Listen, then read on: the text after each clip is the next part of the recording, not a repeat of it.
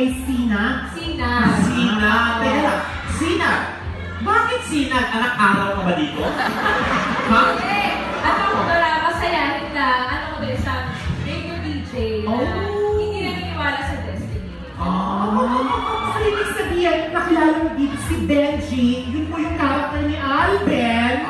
Naniwala kayo sa destiny, gano'n? Paunti-unti. Paunti-unti. Paunti-unti. Pero parang real life lang ba to? Ganun ka rin ba, Marcy? Nakilala mo si Marcy Alben? Ha? Ever since naman naniniwala talaga ako sa destiny. Marcy, naniniwala ka sa destiny? Kapag ganyan ang Kinikilig kasi ako.